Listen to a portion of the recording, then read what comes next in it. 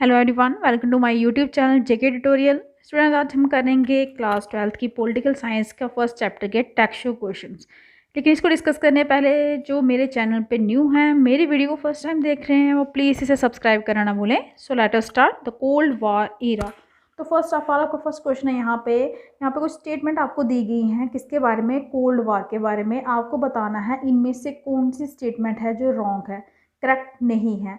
First statement में आपको बोला गया है कि कोल्ड वार जो था वो कंपटीशन था बिटवीन यूनाइटेड सोवियत यूनियन और यूएस के बीच में। उनके रिस्पेक्टिव एलिज जो भी उनके मतलब उस टाइम पे जो बोलते हैं ना कि आपके उनका कंपटीशन था यहाँ पे। तो ये स्टेटमेंट बिल्कुल सही है, इन्हीं के बीच में कंपटीशन चल रहा था वहाँ पे। फिर नेक्स्ट में बोला है ये एक आइडियोलॉजिकल बात थी किसके बीच में, सुपर पावर्स के बीच में। तो आपको पता है उस टाइम पे यूएस और सोवियत यूनियन जो थी वही बड़ी पावर थी। तो ये नेचुरली इनके बीच में क्या हो रहा था उस टाइम पे, आइडियोलॉजिकल वार थी।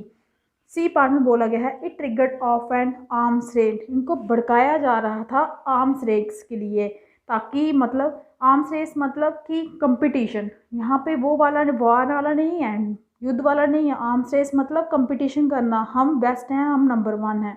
तो ये भी स्टेटमेंट जो है वो करेक्ट है।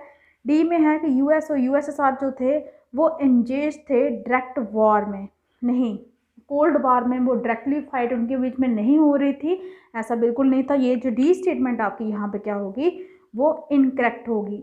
सेकंड क्वेश्चन में है आपका इनमें से कौन सी स्टेटमेंट है जो रिफ्लेक्ट करते नहीं करती ऑब्जेक्टिव्स किसके, एन ए एम आप जानते हैं, नॉन अलाइन मूवमेंट।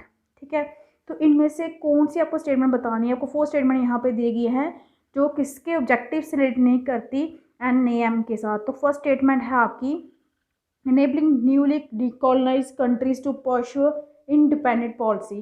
तो ये स्टेटमेंट तो इसी का ऑब्जेक्टिव है आपका नाम का कि इनेबल करना, नई डीकॉलोनाइज कंट्री को बनाना ताकि वो इंडिपेंडेंट पॉलिसी को अडॉप्ट कर सके, परस्यू कर सके।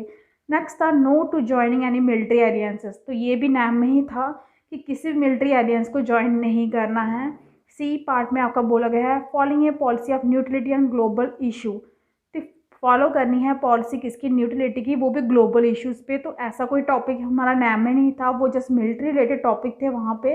डी था आपका focus on elimination of global economic inequalities. Focus करना है कि क्या एलिमिनेट हो रहा है ग्लोबल इकोनॉमिक इनक्वलिटीज़ में। तो ये आपका करेक्ट है। इसका मतलब आपका कौन सा ऑब्जेक्टिव नहीं है नाम इसमें, ये आपका सी पार्ट में आएगा।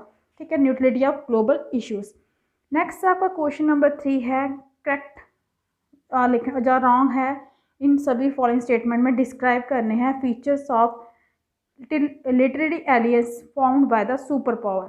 ठीक है, आपको बताना है कि कुछ फीचर्स थे लिटरेरी एलियंसेस के जो सुपर पावर्स ने बनाए थे, इनमें से कौन से ट्रू हैं कौन से फॉल्स हैं।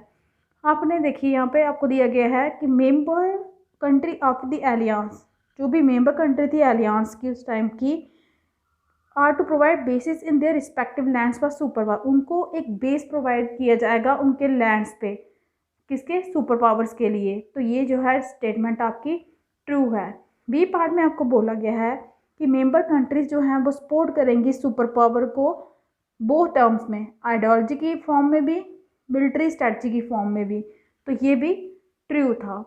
When a nation attack any member country, अगर कोई भी नेशन किसी मेंबर कंट्री पे अटैक करता है तो वो अटैक होगा मेंबर सभी जितनी भी कंट्री अगर उसमें होंगी उन सभी पे अटैक होगा। कहने का मतलब है अगर फॉर एग्जांपल एक ग्रुप है 6 कंट्रीज़ का, अगर उनमें से किसी एक कंट्री पे भी कोई अटैक करता है तो मतलब है कि सभी 6 कंट्री पे अटैक हो रहा है, वो सभी एकजुट होकर उसका मुकाबला करेंगे। तो ये स्टेटमेंट भी ट्रू है आपकी लिटरेरी एलियंसेस के अकॉर्डिंग।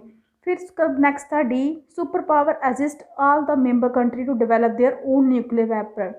सुपर पावर हेल्प करेगा, असिस्ट करेगा, सहायता करेगा सभी मेंबर कंट्री को कि वो डेवलप करें अपने न्यूक्लियर वेपन्स। ऐसा कुछ भी नहीं है, सुपर पावर बिल्कुल भी हेल्प नहीं करेगा किसी न्यूक्लियर वेपन को अपने बढ़ावा देने के लिए। तो ये स्टेटमेंट जो है वो आपकी फॉल्स होगी। नेक्स्ट आपको क्वेश्चन नंबर 4 है, यहाँ पे लिस्ट बताई गई है कुछ कंट्रीज़ की। आपको हर एक ब्लॉक के आगे लिखना है कि ड्यूरिंग कोल्ड वॉर वो कौन से ब्लॉक को बिलोंग करते थे। पोलैंड, पोलैंड किसको बिलोंग करता था उस टाइम पे, ईस्टर्न एलियंस वार्सा पैक्ट के अकॉर्डिंग।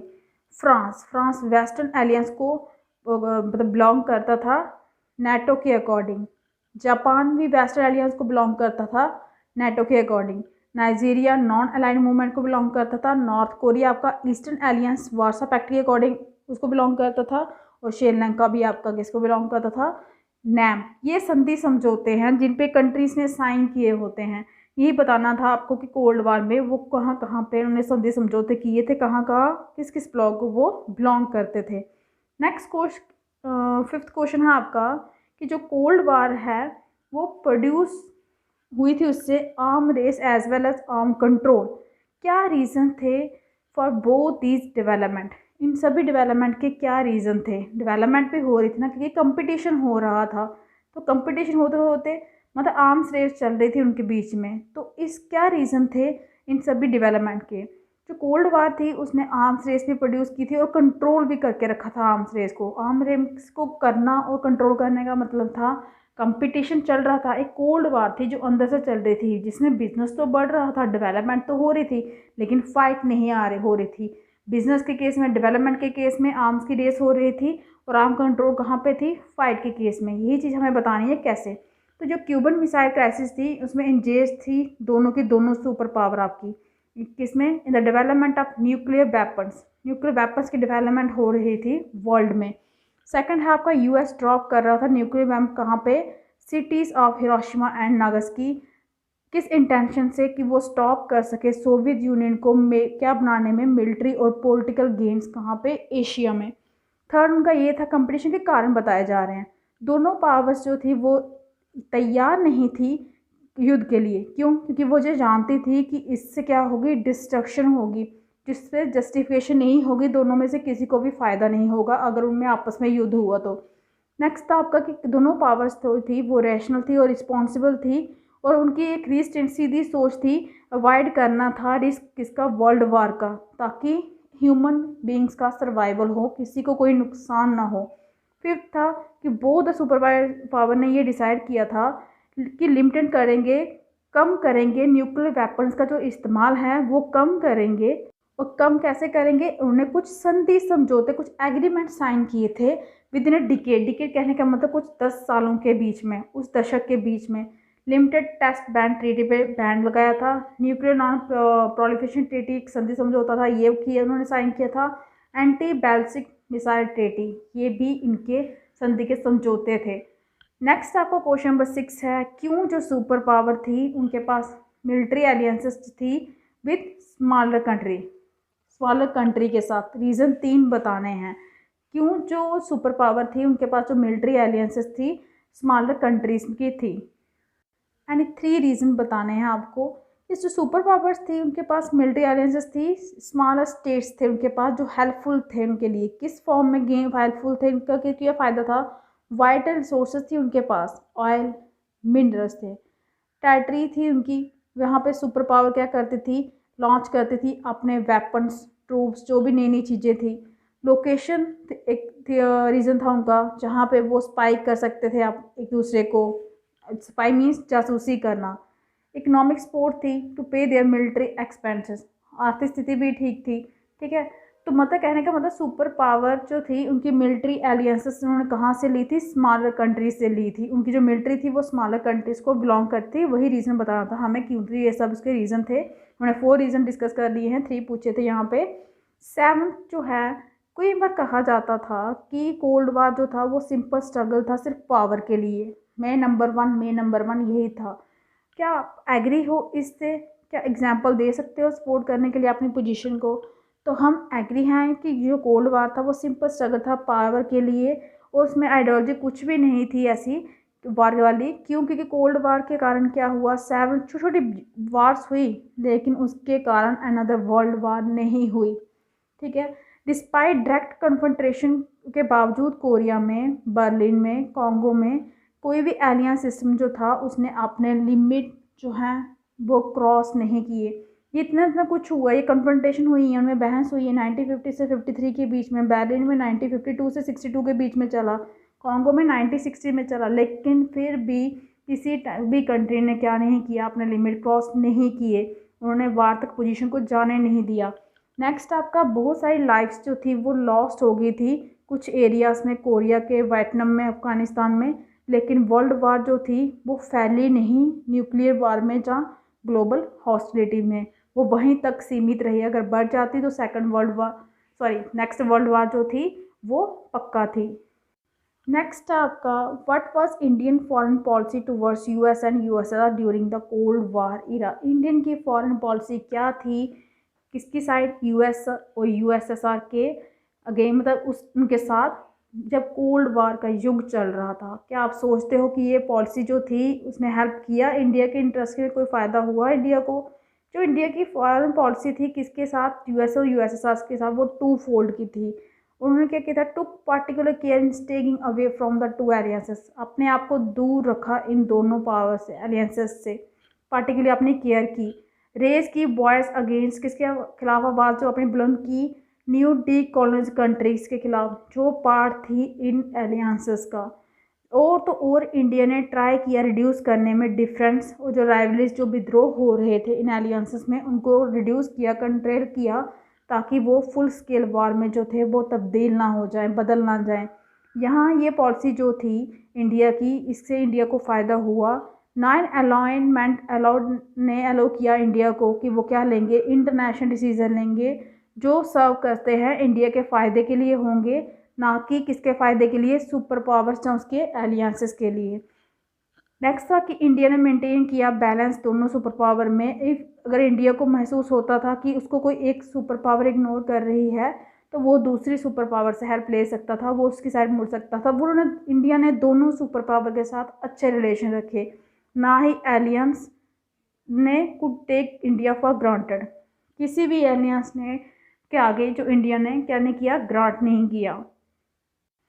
नेक्स्ट 9th क्वेश्चन है आपका, नाम आपका नॉन अलाइनमेंट मूवमेंट था, उसको थर्ड ऑप्शन जो कंसीडर किया गया थर्ड वर्ल्ड कंट्रीज़ के द्वारा। थर्ड वर्ल्ड कंट्रीज़ में आपके सिर्फ सुपर पावर, नेचुरल पावर को छोड़, जो सुपर पावर वाली कंट्री थी उनको छोड़ के जो भी कंट्री हैं वो थर्ड वर्ल्ड कंट्रीज़ में आ जाती थी उस टाइम पे। कैसे ये ऑप्शन था, वो बेनिफिशियल था ग्रोथ के लिए, किसकी, जब कोल्ड वार हो रहा था उस टाइम पे। जो नॉन अलाइनमेंट मूवमेंट थी उस टाइम पे, उसने न्यू डीकॉलोनाइज कंट्री जो थी एशिया, अफ्रीका और लैटिन अमेरिका की, उनके लिए थर्ड ऑप्शन हो गया, not to join other alliances, किसी भी एलियंस को ज्वाइन नहीं करना, ना यूएस को ना यूएसएसआर को। एक मेजॉरिटी थी जो नॉन अलाइनमेंट मूवमेंट के मेंबर्स की, वो क्या थी, कैटेगराइज की गई थी लीस्ट डेवलपमेंट कंट्रीज, एलडीसी, कि वो डेवलप करेंगे इकोनॉमिकली, ना कि इंडिपेंडेंट होने के लिए, ना ही अमीर होने से, मतलब डिपेंडेंट नहीं होंगे, वो इंडिपेंडेंट होंगे रिच कंट्री से, मतलब डिपेंड नहीं होंगे वो रिच कंट्री पे, वो खुद इंडिपेंडेंट बनेंगे। एक न्यू इंटरनेशनल इकोनॉमिक ऑर्डर जो था वो रीजनेट हुआ इस रियलाइजेशन से। और ये यूनाइटेड नेशन कॉन्फ्रेंस थी किस पे, ट्रेड और डेवलपमेंट में, जिसे UNCTAD कहा जाता है, उसने एक रिपोर्ट जो दी थी उस टाइम पे 1972 में, उन्हें अनटाइटल क्या दिया था, new trade policy for development, जिसका प्रपोज किसके द्वारा होएगी, reform of global trading system. ये चेंज था आपका ग्लोबल ट्रेडिंग सिस्टम का। यहाँ पे जो LDC थे वो कंट्रोल करते थे अपने नेचुरल सोर्सेस पे, जहाँ पे उनको एक्सप्लॉइट किया जाता था, और डेवलप्ड वेस्टर्न कंट्रीज़ जो थी वो इनको एक्सप्लॉइट करती थी। नेक्स्ट ये था कि मेक वेस्टर्न मार्केट को अवेलेबल करना LDC के लिए क्या था, ट्रेड को ज़्यादा बेनिफिशियल था। अपने ट्रेड को ज़्यादा बेनिफिशियल बनाने के लिए उनको वेस्टर्न मार्केट जो था वो अवेलेबल किया गया। LDC means least development country, जिनकी डेवलपमेंट अभी नहीं हुई थी, उनके लिए वेस्टर्न मार्केट अवेलेबल किए गए ताकि उनका व्यापार फैले और उनके लिए ये हेल्पफुल हो। साथ में था कि रिड्यूस करना है cost of technology from western countries, western country से रिड्यूस करना था कॉस्ट ऑफ टेक्नोलॉजी, ज़्यादा खर्चा ना हो जो लीस्ट डेवलपमेंट कंट्री हैं, और लीस्ट डेवलपमेंट कंट्रीज़ को प्रोवाइड करने के लिए greater role international economic situation में, उनको एक ग्रेट रोल जो है वो प्रोवाइड किया जाना, ये भी इसी के अकॉर्डिंग आता था।